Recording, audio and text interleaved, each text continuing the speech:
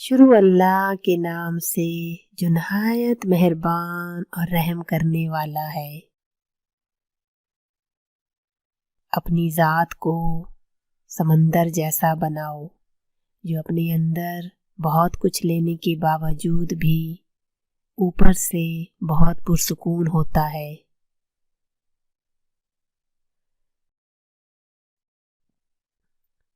کسی انسان کو دکھ دینا اتنا آسان ہے جتنا سمندر میں پتھر پھینکنا، مگر کوئی یہ نہیں جانتا کہ وہ پتھر کتنی گہرائی میں گیا ہے۔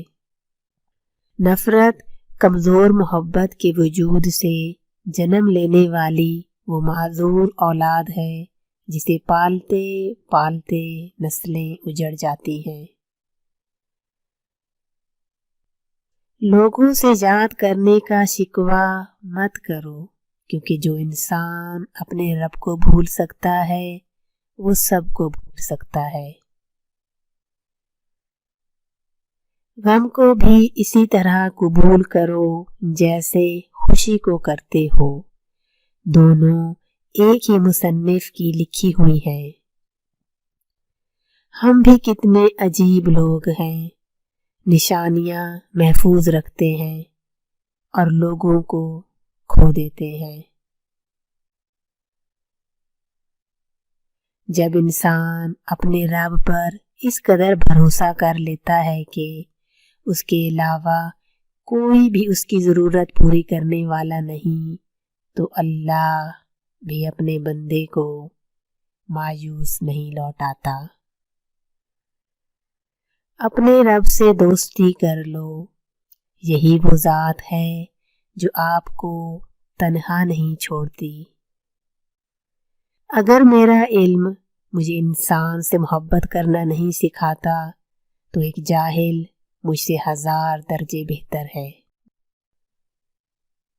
کسی کو اوقات یاد دلانے کے لیے جو الفاظ ہماری زبان سے نکلتے ہیں وہ در حقیقت دوسروں کو ہماری اوقات دکھا رہے ہوتے ہیں۔ اپنے دل کو ماضی کے غموں میں مشغول نہ کرو کہ آئندہ کی تیاری سے محروم ہو جاؤ۔ پریشانی تذکرہ کرنے سے بڑھتی رہتی ہے، خاموش رہنے سے کم ہو جاتی ہے، صبر کرنے سے ختم ہو جاتی ہے اور اللہ کا شکر ادا کرنے سے خوشی میں بدل جاتی ہے۔ زندگی کا اپنا ہی رنگ ہے، دکھ والی رات سویا نہیں جاتا اور خوشی والی رات سونے نہیں دیتی۔ کوئی کتنی ہی ناانصافی کر لے، آخر میں انصاف تو اسی ذات نے کرنا ہے۔ جب تم سکون کی کمی محسوس کرو تو توبہ کرو، کیونکہ انسان کے گناہ اسے بے چین رکھتے ہیں۔ ہجوم کے ساتھ غلط راہ پر چلنے سے بہتر ہے کہ آپ تنہا راہ ہدایت پر چل پڑیں۔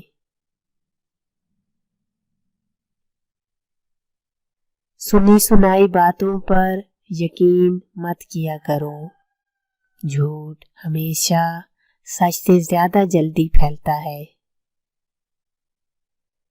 ایک بات سمجھ نہیں آتی کہ ہر مسلمان موت ہی کیوں ایمان پر چاہتا ہے، زندگی ایمان پر کیوں نہیں گزارتا۔ صبر ایک ایسی سواری ہے جو اپنے سوار کو گرنے نہیں دیتی، نہ کسی کے قدموں میں نہ کسی کی نظروں سے۔ ہارنا تب ضروری ہوتا ہے جب لڑائی اپنوں سے ہو، اور جیتنا تب ضروری ہوتا ہے جب لڑائی اپنے آپ سے ہو۔